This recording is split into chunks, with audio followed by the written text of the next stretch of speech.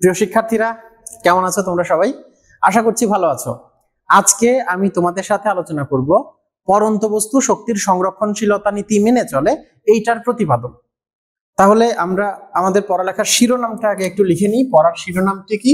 পড়ার শিরোনাম হচ্ছে পরন্ত বস্তু শক্তির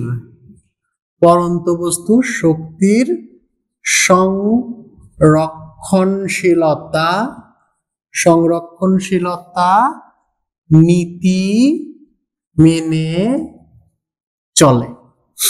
আমাদের আজকের পড়ালেখার শিরোনাম হচ্ছে পরন্ত বস্তুর শক্তির সংরক্ষণশীলতা নীতি মেনে চলে।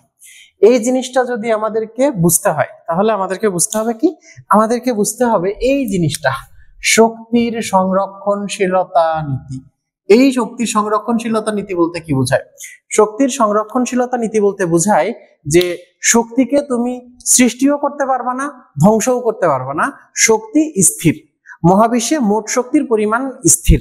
তাহলে প্রশ্ন আসতে পারে, স্যার আমরা যখন দিয়াশিলাই অন করি, দিয়াশিলাই জ্বালাই, তখন দিয়াশিলাই থেকে যখন আগুন উৎপন্ন হয়, তাহলে সেখান থেকে তো আমরা আলোক শক্তি, তাপ শক্তি পাচ্ছি। তাহলে তো দিয়াশিলাইয়ের কাঠি ঠোকা দিয়ে আমরা তো শক্তি উৎপন্ন করছি। কিন্তু বাস্তবে হচ্ছে যেটা, সেটা হচ্ছে দিয়াশিলাইয়ের কাঠিতে রাসায়নিক শক্তি আছে। তুমি যখন দিয়াশিলাইয়ের কাঠি ঠোকা দিয়ে আগুন ধরাচ্ছ, তখন সেই রাসায়নিক শক্তি তাপ শক্তি এবং আলোক শক্তিতে রূপান্তরিত হচ্ছে। আবার যখন তুমি দৌড়াচ্ছ, তখন তোমার যান্ত্রিক শক্তি তোমার শরীরের মধ্যে গতি শক্তি এবং তাপ শক্তিতে রূপান্তরিত হচ্ছে।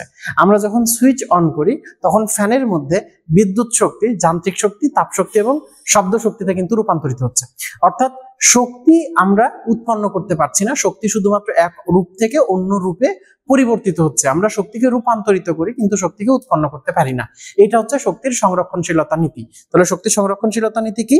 শক্তির সংরক্ষণশীলতা নীতি হচ্ছে শক্তিকে সৃষ্টিও করা যায় না, ধ্বংসও করা যায় না। শক্তি শুধুমাত্র কেবল এক অবস্থা থেকে অন্য অবস্থায় রূপান্তর ঘটে। শক্তির মোট পরিমাণটা সবসময় সমান থাকে। তাহলে আমরা দেখতে পাবো কি পরন্ত বস্তু শক্তির সংরক্ষণশীলতা নীতি কিভাবে মেনে চলে। তো পরন্ত বস্তুর ক্ষেত্রে খেয়াল করো, আমরা মনে করি যে একটা বস্তু আছে, সেই বস্তুটার ভর হচ্ছে এম ভরের একটা বস্তু আছে। বস্তুর ভর কি? বস্তুর ভর এম ভরের একটা বস্তু। এটা হচ্ছে মাটি থেকে এইচ উচ্চতায় আছে। এম ভরের একটা বস্তু মাটি থেকে কত উচ্চতায় আছে? এম ভরের একটা বস্তু মাটি থেকে এইচ মিটার উচ্চতায় আছে। এখন এই যে এইচ উচ্চতায় থাকা এম ভরের বস্তু, এই বস্তুতে কি পরিমাণ শক্তি আছে? এই বস্তুতে কিন্তু মোট শক্তি আছে, তার বিভব শক্তি এবং গতি শক্তি, দুইটা শক্তি থাকে আমরা জানি। তাহলে এম ভরের বস্তুতে শক্তি আছে কয়টা? দুইটা। কি কি শক্তি থাকবে? এক নম্বরে থাকবে তার হচ্ছে বিভব শক্তি এবং দুই নম্বরে থাকবে তার গতি শক্তি। এক নম্বরে থাকবে বিভব শক্তি আর দুই নম্বরে থাকবে ওই বস্তুটির গতি শক্তি। এখন খেয়াল করো, এম ভরের প্রথমে আছে কি? এম ভরের বস্তুটাকে আমরা কোথায় তুলেছি? এম ভরের বস্তুটাকে আমরা ভূমি থেকে উপরে এইচ উচ্চতায় স্থাপন করেছি। এখন আমরা জানি কি, যখন কোনো বস্তুকে তার স্বাভাবিক অবস্থান থেকে যদি উপরে তুলে রাখি, আপাত অবস্থানের পরিবর্তন ঘটাই, তাহলে বস্তুটির মধ্যে কাজ করার একটা শক্তি অর্জিত হয়। এইটাকে বলা হয় বস্তুটার বিভব শক্তি। এই বস্তুটাকে, আমার হাতের মার্কারটাকে আমি যদি উপরে তুলি, তাহলে এই উপরে তুলতে আমি কিছু কাজ করেছি, এই কাজটা মার্কারের মধ্যে জমা আসছে, এবং মার্কারটা যখন নিচে পড়বে সমপরিমাণ কাজ কিন্তু সে ফেরত দিতে পারবে। অর্থাৎ মার্কারের মধ্যে শক্তি জমা থাকে বিভব শক্তি আকারে, এবং মার্কারকে যখন ছেড়ে দিব, তখন মার্কারের বিভব শক্তিটা গতি শক্তিতে রূপান্তরিত হয়ে নিচের দিকে পড়তে থাকবে। তো আমাদেরকে দেখাতে হবে এই যে পরন্ত বস্তু যখন উপর থেকে নিচে পড়ে, তার তিনটি ক্ষেত্রেই, অর্থাৎ সে যখন উপরে স্থির অবস্থায় আছে এবং পরন্ত অবস্থায় আছে এবং একেবারে শেষে মাটিতে পৌঁছে গিয়েছে, তিনটি অবস্থাতেই তার সর্বমোট শক্তি সমান থাকে। তাহলে তিনটা অবস্থা আমাদের বিবেচনা করতে হবে। প্রথমে হচ্ছে এই অবস্থান। এই অবস্থানের ক্ষেত্রে কি হচ্ছে? বস্তুটি মাটির উপরে এইচ উচ্চতায় স্থির হয়ে আছে। এরপরে বি অবস্থান। বি অবস্থানে কি হবে? বি অবস্থানে বস্তুটি মাটির উপরে এক্স উচ্চতায় গতিশীল অবস্থায় নিচে পড়ছে। এই যে উচ্চতা, এই উচ্চতাটা হচ্ছে এক্স উচ্চতা। মাটি থেকে এক্স উচ্চতায় সে অবস্থান করছে এই অবস্থায় বস্তুটি পড়ন্ত, অর্থাৎ বস্তুটি পড়ছে, অর্থাৎ তার মধ্যে স্থিতিশক্তিও আছে এবং গতিশক্তিও আছে। পাশাপাশি একেবারে শেষ অবস্থান যেটা, এইটা হবে বস্তুটির শেষ অবস্থান, মাটিতে পড়ার ঠিক পূর্ব মুহূর্তে, মাটিতে পড়া না, খেয়াল রাখবা, মাটিতে পড়ার ঠিক পূর্ব মুহূর্তের অবস্থা এটা। তাহলে মাটিতে পড়ার ঠিক পূর্ব মুহূর্তের অবস্থান এই অবস্থানটা, মাটিতে পড়ার ঠিক পূর্ব মুহূর্ত, মাটিতে পড়ার ঠিক পূর্ব মুহূর্ত, এইটাকে আমরা দিলাম বি অবস্থান। তাহলে তিনটা অবস্থান আমরা বস্তুটার ক্ষেত্রে বিবেচনা করতে পারি। একটা হচ্ছে বস্তুটি, তাহলে ঠিক তিনটা অবস্থান আমরা বিবেচনা করতে পারি বস্তুটার ক্ষেত্রে। একটা হচ্ছে বস্তুটি মাটি থেকে এইচ উচ্চতায় স্থির অবস্থায় আছে, যেটাকে আমরা বলছি এ অবস্থান। আরেকটা এবার বস্তুটাকে এবার যদি আমরা ছেড়ে দিই, মুক্তভাবে পড়ন্ত অবস্থায় ভূমি থেকে এক্স উচ্চতায় স্থির অবস্থায় আছে, এটা একটা অবস্থান, বি অবস্থান। আরেকটা হচ্ছে ভূমিতে ঠিক পড়ন্ত অবস্থান, ভূমিতে পড়ার ঠিক পূর্ব মুহূর্ত, ভূমিতে পড়ার ঠিক পূর্ব মুহূর্ত যে অবস্থান, সেই অবস্থানটাকে আমরা বি অবস্থান হিসেবে চিহ্নিত করছি। তো এখন এই তিনটা অবস্থায় যদি বস্তুটার মোট শক্তি অর্থাৎ তার বিভব শক্তি এবং গতিশক্তি সমান থাকে, তাহলে আমরা ধরে নিতে পারি যে পড়ন্ত বস্তু শক্তির সংরক্ষণশীলতা নীতি মেনে চলে। তাহলে আমরা প্রথমে এই কথাগুলো লিখে রাখি। হ্যাঁ, মনে করি, আমরা লিখবো কি, মনে করি এম ভরের একটি বস্তু মাটি থেকে বা ভূমি থেকে লিখতে পারো, তাহলে এম ভরের একটি বস্তু মাটি থেকে বা ভূমি থেকে এইচ উচ্চতায় স্থির হয়ে এ অবস্থানে রয়েছে।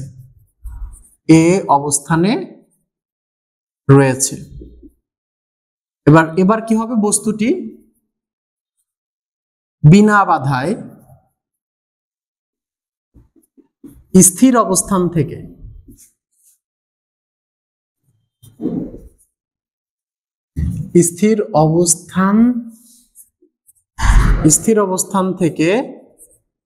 নিচে পড়ার সময়, বস্তুটি বিনা বাধায় স্থির অবস্থান থেকে নিচে পড়ার সময়, তখন আমরা দেখতে পাচ্ছি কি, বি অবস্থানে, বস্তুটি বিনা বাধায় স্থির অবস্থান থেকে নিচে পড়ার সময় বি অবস্থানে ভূমি থেকে বা মাটি থেকে, ভূমি থেকে এক্স উচ্চতায় রয়েছে। এবং আমরা যখন শেষ অবস্থাটা দেখব, শেষ অবস্থানটা কত, শেষ অবস্থান থেকে ভূমি থেকে ঠিক পূর্ব মুহূর্তে, ভূমিতে পড়ার ঠিক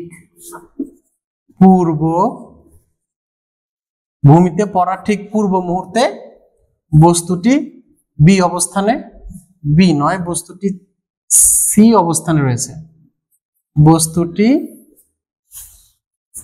সি অবস্থানে রয়েছে। তাহলে আমরা যে বিষয়টা আমি মুখে বলছিলাম সেটা এখানে লেখা হয়েছে। সেটা কি, মনে করি এম ভরের একটি বস্তু মাটি থেকে এইচ উচ্চতায় স্থির হয়ে রয়েছে এই অবস্থানে। বস্তুটি বিনা বাধায় যখন স্থির অবস্থান থেকে নিচে পড়ে, তখন বি অবস্থানে ভূমি থেকে এক্স উচ্চতায়, বি অবস্থান ভূমি থেকে এক্স উচ্চতায় রয়েছে এবং ভূমিতে পড়ার ঠিক পূর্ব মুহূর্তে বস্তুটি সি অবস্থানে রয়েছে, এই অবস্থানে রয়েছে। এখন এই এ বি সি এই তিনটা অবস্থানে বস্তুটির বিভব শক্তি এবং গতিশক্তির পরিমাণ আমরা নির্ণয় করব। তো প্রথমে আমরা এ অবস্থানের কথা বিবেচনা করি। আগে আমরা বিবেচনা করব কি, এ অবস্থানে। এখন খেয়াল করো, এ অবস্থানে বস্তুটির কেবল বিভব শক্তি রয়েছে, কোনো গতিশক্তি কিন্তু নাই। এই অবস্থানে বস্তুটির বিভব শক্তি, এই অবস্থানে বস্তুটির বিভব শক্তি ইপি অফ এ, এই অবস্থানের বিভব শক্তি কত হবে, আমরা জানি EP equal to M G H, সেক্ষেত্রে হবে কত, ইপি বিভব শক্তি এম জি এইচ, এটাই থাকবে। আমরা জানি যেহেতু বস্তুটির ভর এম, জি অভিকর্ষ ত্বরণ এবং এইচ হচ্ছে উচ্চতা। এখন এই অবস্থানে গতি শক্তি কত, এই অবস্থানে গতি শক্তি যদি আমরা লিখি তাহলে ই কে অফ এ, সেক্ষেত্রে হবে কি যে হাফ ইন্টু mv স্কয়ার। এখন এই যে হাফ ইন্টু mv স্কয়ার যদি আমরা লিখি, এখানে বস্তুটি যেহেতু স্থির অবস্থানে আছে সেহেতু বস্তুটার আদিবেগ কিন্তু শূন্য, যেহেতু বস্তুটির আদিবেগ শূন্য সেহেতু আমরা লিখতে পারি হাফ ইন্টু m ইন্টু 0 তার স্কয়ার ইকুয়াল টু 0। অর্থাৎ বস্তুটির গতিশক্তি শূন্য, একদম স্থির অবস্থানে যখন থাকে অবশ্যই গতিশক্তি নেই। সুতরাং মোট শক্তি এই অবস্থানের মোট শক্তি E অফ A, এই অবস্থানের মোট শক্তি সমান EP of A plus EK of A, দুইটাকে যদি যোগ করি তাহলে আসবে কি mgh প্লাস 0 সমান কত আসবে mgh। অর্থাৎ এই অবস্থানে বস্তুটির মোট শক্তি mgh। এখন আমরা বি অবস্থানে বস্তুটির মোট শক্তি যদি হিসাব করতে চাই, বি অবস্থানে আমরা যদি বস্তুটির মোট শক্তি হিসাব করতে চাই তাহলে বি অবস্থানে বস্তুটির বিভব শক্তি EP of B, EP of B, B অবস্থানে বিভব শক্তি, বি অবস্থানে যদি বিভব শক্তি হয় তাহলে খেয়াল করো mgh আমরা জানি mgh h এর মানটা কত হবে, h এর মানটা হবে এখান থেকে উচ্চতা, তো আমরা দেখতে পাচ্ছি উচ্চতাটা কত ছিল, x পরিমাণ উচ্চতা ছিল, তাহলে mgx এটা হচ্ছে বি অবস্থানে বস্তুটির বিভব শক্তি। এখন বি অবস্থানে বস্তুটার গতি শক্তি কত হবে, গতি শক্তি EK অফ বি, বি অবস্থানে গতি শক্তি হবে হচ্ছে, যেহেতু বস্তুটা পরন্ত অবস্থায় আছে বি অবস্থানে বস্তুটির কিন্তু গতিও আছে, সুতরাং বি অবস্থানে বস্তুটির গতি শক্তি থাকবে, তো বি অবস্থানে বস্তুটির গতি শক্তি হবে কত, হাফ mv স্কয়ার। এখন এই হাফ mv স্কয়ারের মান আমরা কত জানি, ভি স্কয়ার সমান আমরা জানি ইউ স্কয়ার প্লাস 2as। এখন হাফ m ইউ স্কয়ার আমরা জানি বস্তুটি আদি অবস্থান থেকে পড়ছিল, আদি অবস্থানে বস্তুটির আদিবেগ ছিল 0, তাহলে ইউ এর মান কত হবে 0 তার স্কয়ার প্লাস 2 ইন্টু a, বস্তুটি মুক্তভাবে নিচে পড়ছে অভিকর্ষ ত্বরণের প্রভাবে, সুতরাং a এর মান হবে g ইন্টু s। s এর মানটা কি হবে, s এর মান হচ্ছে বস্তুটির কতখানি সরেছে, উপর থেকে নিচে পড়ার সময় বস্তুটি কিন্তু আসলে এই এতটুকু দূরত্ব অতিক্রম করেছে, তাহলে এতটুকু দূরত্ব কি, টোটাল উচ্চতা h থেকে যদি আমরা x বাদ দিই তাহলে বস্তুটি উপর থেকে নিচে পড়ার সময় তার সরণ কতটুকু হয়েছে সেটা আমরা কিন্তু পাবো। সুতরাং আমরা s এর পরিবর্তে কি লিখতে পারি, s এর পরিবর্তে আমরা লিখতে পারি h মাইনাস x, তাহলে এখানে সেকেন্ড ব্র্যাকেট দিয়ে দিই আমরা h মাইনাস x, সেক্ষেত্রে আসে কত, হাফ ইন্টু m ইন্টু 0 যেহেতু থাকে না 2gh মাইনাস x, বা 2 কাটলে আমরা দেখি কি mgh মাইনাস mgx। সুতরাং আমরা যদি ই অবস্থানের মোট শক্তি হিসাব করি, মোট শক্তি ই অফ বি, মোট শক্তি যদি হিসাব করি তাহলে আমরা কি পাবো, মোট শক্তি হিসাব করলে আমরা পাবো EP of B plus EP of EK of B, দুইটাকে যদি আমরা হিসাব করি তাহলে পাবো কত, mgx plus mgh minus mgx, তাহলে এই মাইনাস মাইনাসে যদি কাটে আমরা দেখি কি mgh, অর্থাৎ বি অবস্থানে বস্তুটির মোট শক্তি হবে mgh। এবার আমরা যদি সি অবস্থানের ক্ষেত্রে বস্তুটার গতিশক্তি হিসাব করতে চাই, কোন অবস্থানে, সি অবস্থানের ক্ষেত্রে যদি হিসাব করতে চাই তাহলে কি দেখব, সি অবস্থানের ক্ষেত্রে যদি আমরা হিসাব করি তাহলে দেখা যাচ্ছে কি, সি অবস্থান হচ্ছে বস্তুটি মাটিতে পড়ার ঠিক পূর্ব মুহূর্ত, তো মাটিতে পড়ার ঠিক পূর্ব মুহূর্তে তার কিন্তু উচ্চতা 0 থাকে, সেক্ষেত্রে আমরা EP অফ সি অবস্থানের আমরা হিসাবটা কি করতে পারবো, mg ইন্টু h, তো উচ্চতা কিন্তু এখানে 0, তাহলে আমরা লিখতে পারবো mg ইন্টু 0 ইকুয়াল টু 0, অর্থাৎ একদম মাটিতে পড়ার ঠিক পূর্ব মুহূর্তে বস্তুটির কিন্তু বিভব শক্তি কত, বস্তুটির বিভব শক্তি হয়ে গেছে কিন্তু 0। এরপরে আমরা যদি আরো একটু বিবেচনা করতে চাই যে সি অবস্থান, এরপর আমরা সি অবস্থানে যদি গতি শক্তি হিসাব করতে চাই তাহলে EK অফ সি, যদি গতি শক্তি হিসাব করতে চাই EK ইকুয়াল টু জানি আমরা কি হাফ mv স্কয়ার, তাহলে কি হবে half m into v square, v square সমান আবার আমরা জানি u square plus 2as equal to half m u এর মান ওই যে আদি অবস্থান থেকে পড়ছিল 0 স্কয়ার প্লাস 2 ইন্টু এ এর মান কি, এ এর মান হচ্ছে উপর থেকে নিচে পড়ছে, উপর থেকে নিচে পড়ার সময় অভিকর্ষ ত্বরণের মান, তাহলে এ এর মান জি, আর এস মানে সরণ, তো মাটিতে পড়ার ঠিক পূর্ব মুহূর্তে তার টোটাল সরণটা কি হবে, এইচ এর সমান হবে, তাহলে টোটাল সরণটা কিন্তু এইচ এর সমান। সেক্ষেত্রে আমরা কি পাচ্ছি, আমরা পাচ্ছি half M 0 2 G H equal to 2 half হাফের 2 কাটলে এম জি এইচ। তাহলে আমরা এখানে total E of C, C বিন্দুতে শক্তি, টোটাল শক্তি কি হবে, E P of C and E K of C যদি আমরা যোগ করি, ই পি অফ সি এর মান 0 আর ই কে অফ সি এর মান এম জি এইচ, তাহলে টোটাল কি হয় এম জি এইচ। অর্থাৎ তাহলে তোমরা নিজের চোখের সামনে দেখতে পাচ্ছ যে ই এ অর্থাৎ এ অবস্থানে মোট শক্তি এম জি এইচ, বি অবস্থানে মোট শক্তি এম জি এইচ এবং সি অবস্থানে মোট শক্তি এম জি এইচ। অর্থাৎ বস্তুটি যখন উপর থেকে নিচে পড়ছে, তাহলে যখন উপরে স্থির তখন তার যে মোট শক্তি, এবং পরন্ত অবস্থায় যে কোনো অবস্থান হতে পারতো, এক্স অবস্থান যে কোনো অবস্থান হতে পারে, তাহলে পরন্ত অবস্থায় যে কোনো জায়গায় বস্তুটির মোট শক্তি, গতি শক্তি, বিভব শক্তির সমষ্টিও এমজিএইচ, এবং পরনের ঠিক পূর্ব মুহূর্তেও বস্তুটির বিভব শক্তি এবং গতি শক্তির সমষ্টি এমজিএইচ। অর্থাৎ তিনটি অবস্থানে যখন আমরা দেখতে পাচ্ছি E of A equal to E of B equal to E of C, যেহেতু তিনটি অবস্থানেই বস্তুটির মোট শক্তি সমান, সেহেতু আমরা বলতে পারি বস্তুটি শক্তির সংরক্ষণশীলতা নীতি মেনে চলে। আমরা এই লাইনটা লিখে দেব, যেহেতু আমরা কি লিখে দিব, যেহেতু তিন অবস্থানেই বস্তুটির মোট শক্তি সমান, সেহেতু আমরা বলতে পারি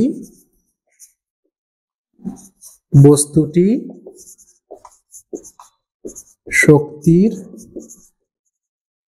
সংরক্ষণশীলতা নীতি মেনে চলে। তাহলে এভাবে প্রিয় শিক্ষার্থীরা পরন্ত বস্তু যে শক্তি সংরক্ষণশীলতা মেনে চলে সেটা তোমরা প্রতিপাদন করতে পারবে। তো বুঝেছো কিনা তোমরা বিষয়টা, সেটা অবশ্যই কমেন্ট করে জানাবে। ক্লাসটা কেমন লেগেছে সেটা তো অবশ্যই জানাবে, আর যদি কোনো প্রশ্ন পরামর্শ থাকে সেটা অবশ্যই আমাকে লিখে জানাবে। তাহলে আজকের মতো এ পর্যন্তই। আমার ফেসবুক পেজ এবং ইউটিউব চ্যানেলে তোমরা অবশ্যই ফলো দিয়ে রাখবে এবং সাবস্ক্রাইব করে রাখবে। পরবর্তী ক্লাসে তোমাদের সাথে দেখা হবে। আজকের মতো এ পর্যন্তই।